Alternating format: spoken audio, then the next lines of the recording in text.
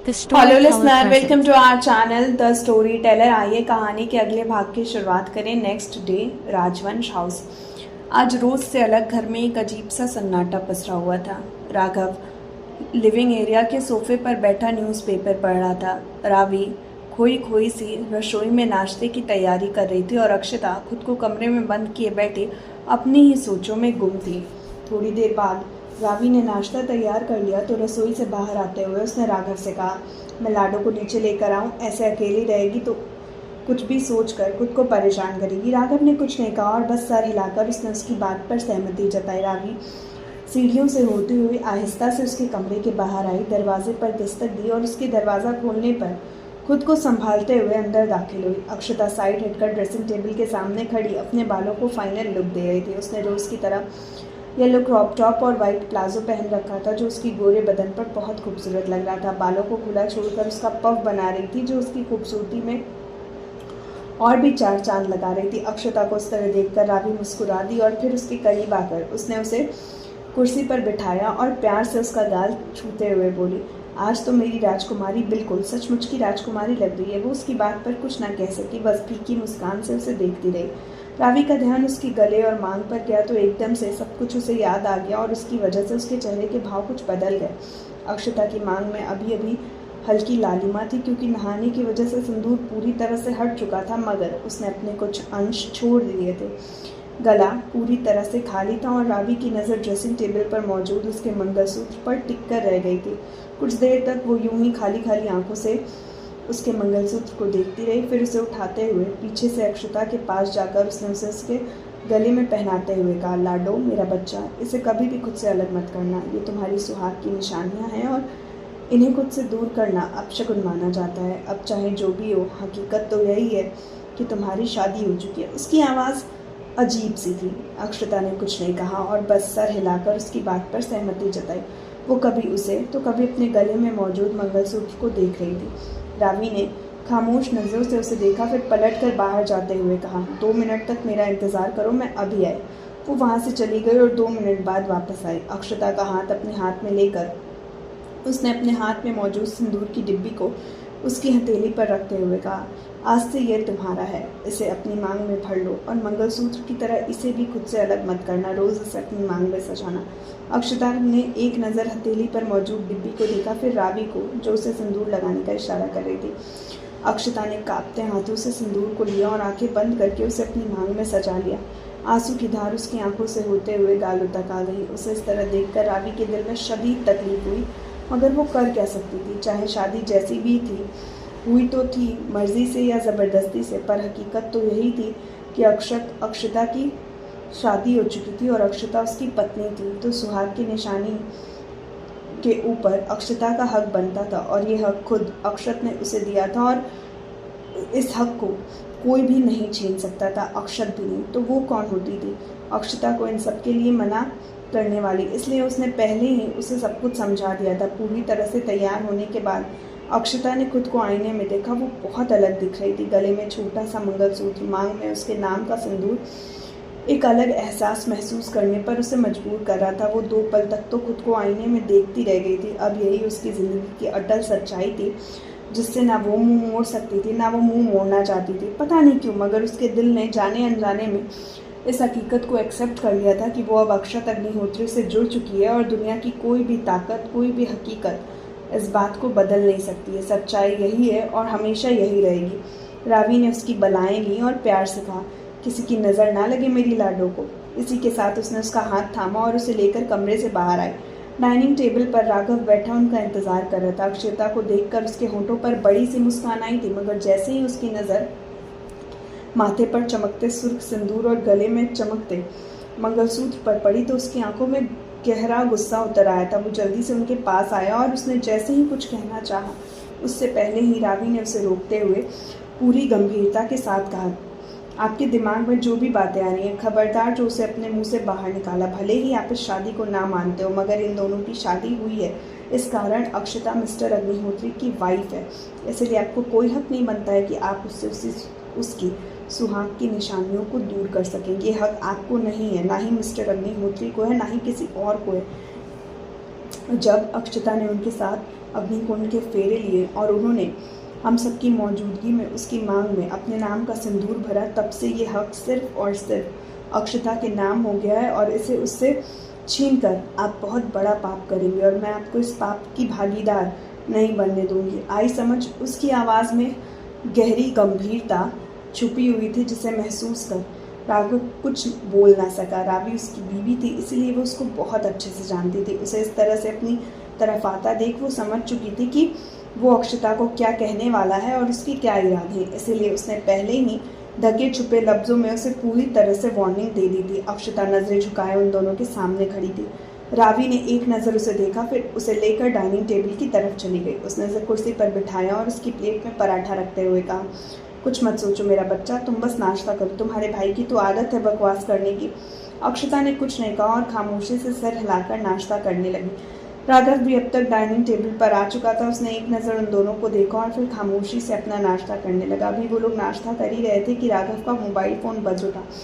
उसने जैसे ही caller ID देखी, झट से फ़ोन रिसीव किया और उधर से कुछ कहा गया, जिसे सुनकर वो एकदम से कुर्सी से खड़ा हुआ और बोला, बस हम सब निकल रहे हैं, दोपहर तक वहाँ पहुँच जाएंगे, आप लोग चिंता मत करो। इतना कहकर उसने फ़ोन रख दिया। उसके चेहरे पर परेशानी साफ देखी जा सकती थी। उसने बेचैनी से रावी की तरफ देखा, जो पहले ही उससे दुगनी बेचैनी के साथ उसे देख रही थी। उसने सवाल किया, क्या बात है, कौन था फ़ोन पर? राघव उसके पास आया और उसके सामने घुटनों के बल बैठ गया। उसने उसके हाथों को अपनी हथेलियों के दरमियान लिया और कहा, रावी मेरी बात ध्यान से सुनो, उसके बाद कुछ भी रिएक्ट करना। रावी बुरी तरह बेचैन हुई और बोली, आप इस तरह से क्यों कह रहे हो, क्या बात है राघव, जल्दी बोलिए, इस तरह से सस्पेंस मत क्रिएट करिए। राघव ने अपनी आंखें बंद की और एक सांस में कहा, पापा, शूलियस जी, रावी के पापा का एक्सीडेंट हो गया है, इस वक्त हॉस्पिटल में एडमिट है, हमें अभी इसी वक्त निकलना होगा। राघव की बात सुनकर अक्षता हैरानी से उसकी तरफ देखने लगी। वहीं रावी ने उसका हाथ छोड़ दिया और उसकी आंखें आंसुओं से डबडबा गई।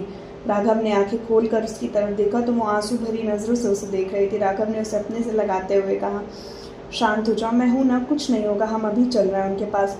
वो तुरंत उठ खड़ी हुई और उसके हाथों को पकड़ते हुए बोली, हाँ हाँ चलिए, हमें अभी निकलना होगा, मुझे मेरे पापा से मिलना है। राघव ने सिर हिला दिया तो अक्षता ने उसे रोकते हुए कहा, भाई क्या मैं चलूं?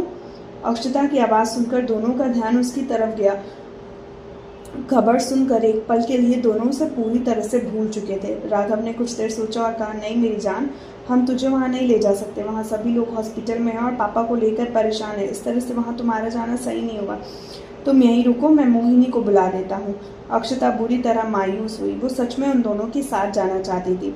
शूलियस जी उसके साथ भी बिल्कुल रावी जैसा व्यवहार करते थे, इसीलिए वो एक बार तो उनसे मिलना चाहती थी, मगर जब राघव ने कहा तो वो उसकी बात से इनकार नहीं कर पाई। फिर उसकी बात भी तो सही थी, इसलिए उसने मायूसी से ही सही मगर उसकी बात पर अपनी सहमति जता दी थी। तभी राघव बोली, राघव मैं तुम दोनों को बताना भूल गई, कल रात मेरे पास मोहिनी का मैसेज आया था, उसने बताया था कि किसी फैमिली इमरजेंसी की वजह से वो 2 हफ्तों के लिए चंडीगढ़ गई हुई है, वो यहाँ पर नहीं है। राघव ने एकदम से अपना सिर पीटा और बोला, तुम अक्षता को यहाँ किसके भरोसे छोड़ेंगे? तब हम अक्षता को यहाँ पर किसके भरोसे छोड़ेंगे? वहाँ का माहौल ऐसा नहीं है कि हम उसे अपने साथ लेकर जा सकें। और फिर कल, इतना कहकर वो खामोश हो गया क्योंकि उसकी नज़र एक बार फिर अक्षता के गले और मांग पर पड़ चुकी थी। उसकी बात का मतलब समझकर रावी उसके पास आई और उसके हाथ को पकड़ते हुए बोली, मुझे लगता है कि हमें इसे मिस्टर अग्निहोत्री के घर भेज देना चाहिए। आफ्टर ऑल ये उनकी पत्नी है, इस नाते उनकी भी तो कुछ जिम्मेदारियां बनती है ना। राघव ने नज़र उठाकर उसकी तरफ देखा, फिर अक्षता को, जो खाली खाली सूनी नज़रों से उन दोनों की तरफ देख रहे थे, मानो उसे उनकी किसी भी बात से कोई फर्क ना पड़ता हो। राघव का मन तो नहीं था, पर वो कुछ कर भी नहीं सकता था। आखिर वो अकेले अपनी बहन को किसके भरोसे छोड़कर जाता? पता नहीं उन्हें वहाँ कितना वक्त लगता। और फिर अभी आरुष का भी कुछ कह नहीं सकते थे क्योंकि राघव के पास सुबह ही उसका फ़ोन आया था, वो भी जल्दबाजी में कहीं निकल गया था और इस वक्त वो भी यहाँ मौजूद नहीं था।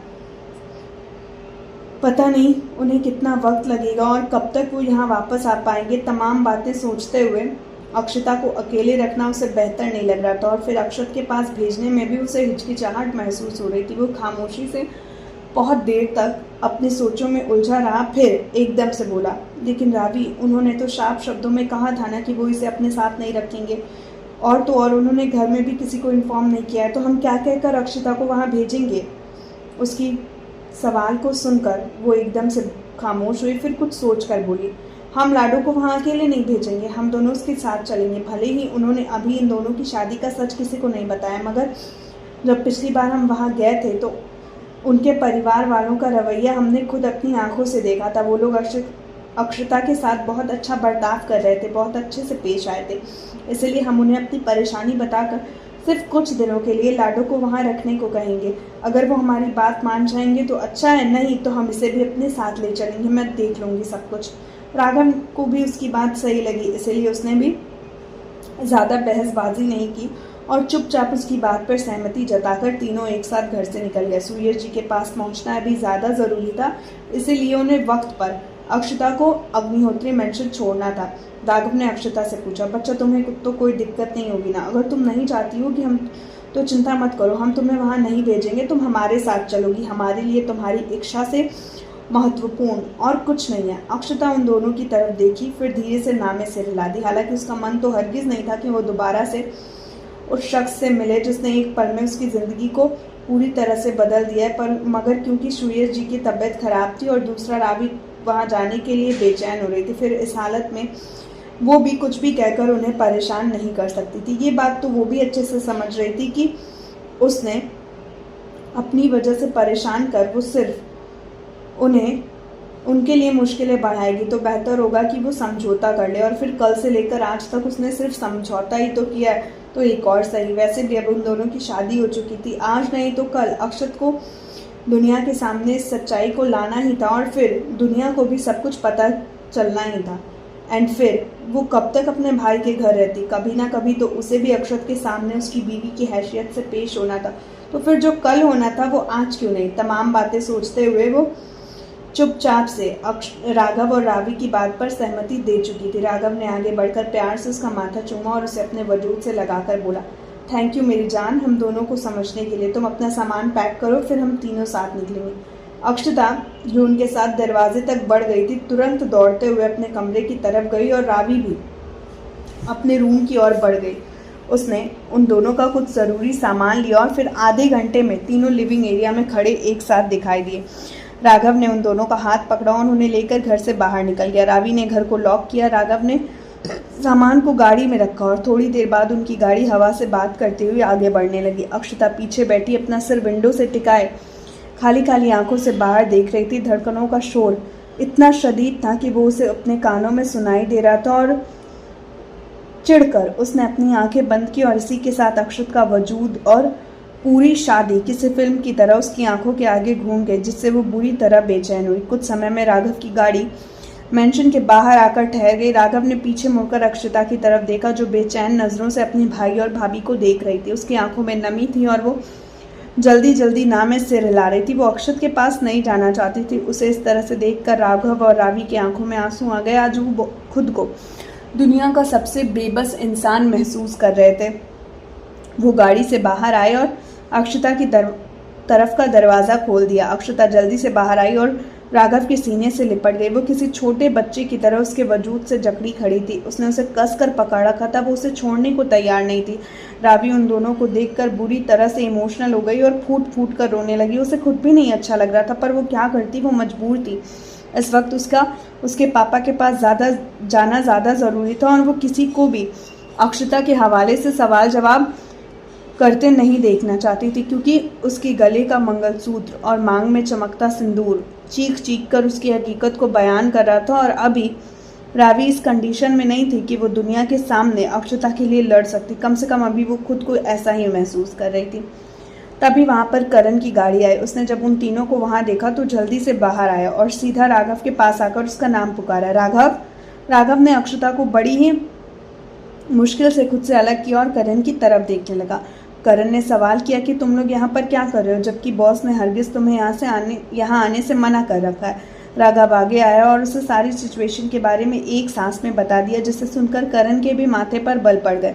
उसने आहिस्ता से नज़र उठाकर अक्षता की तरफ देखा, जो नम आंखों से अपने भाई को देखे जा रही थी। उसने कहा, वो सब तो ठीक है, पर अभी तक घर में किसी को भी कल हुई शादी के बारे में कोई आइडिया नहीं है। तुम्हें तब भी लगता है कि क्या मैम को यहाँ रहना सही होगा? राघव ने एक नज़र अक्षता की तरफ देखा, फिर बोला, मेरे पास कोई और दूसरा ऑप्शन नहीं है। मेरी मजबूरी को समझो और प्लीज़ अपने बॉस को कन्विंस करो। वैसे भी उन्होंने अक्षता से शादी करी है, वो इस तरह से अपनी जिम्मेदारियों से नहीं मुंह मोड़ सकते हैं। करण एकदम से परेशान हुआ और एक पल को वो कुछ कह ना सका। वो अक्षत को बहुत बहुत अच्छे से जानता था। वो किसी कीमत पर अपने घर वालों को अभी ये सच्चाई नहीं बताने वाला था। उसने मासूम सी खड़ी अक्षता को देखा और फिर उसे उसके लिए दिल से बुरा महसूस हुआ। आफ्टर ऑल अभी उसकी उम्र क्या थी, वो ढंग से 18 की भी नहीं हुई थी कि उसके साथ इतना सब कुछ हो चुका था।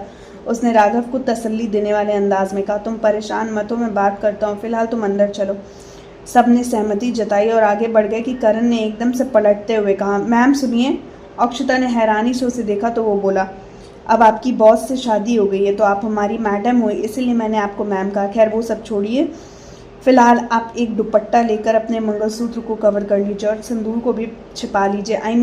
आई नो मैं जो कह रहा हूँ वो आप लोगों को बुरा लगेगा, खास तौर से एक वाइफ की तौर पर आपको शदीद तकलीफ होगी, मगर जब तक सर सभी लोगों को सच्चाई नहीं बता देते तब तक मेरे ख्याल से यही एक बेहतर ऑप्शन होगा। हालांकि करण की बात रावी को बिल्कुल नागवार गुजरी थी और उसे करण पर शदीद गुस्सा आया था, मगर आखिर तक आते आते उसे भी उसकी बात का मतलब समझ आ चुका था, तो वो बस एक लंबी सांस भरकर रह गई।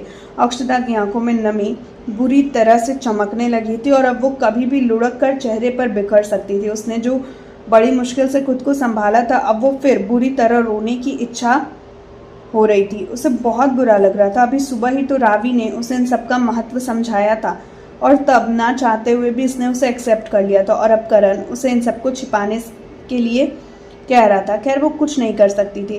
रावी ने अक्षता के बैग में से एक वाइट और येलो कॉम्बिनेशन का खूबसूरत सा दुपट्टा निकाला और उसे अच्छे से उसके गले में डाल दिया। बालों को भी हल्का सा निकाल कर उसके सिंदूर को पूरी तरह छिपा दिया। उसने एक आखिरी नज़र रावी पर डाली और एक लंबी सांस लेकर अपने चेहरे पर हाथ फेरकर खुद को संभाला। आगे का भाग नेक्स्ट एपिसोड में आप लोग बताना कि आपको स्टोरी कैसी लग रही है और आपको क्या लगता है कि आगे क्या होगा।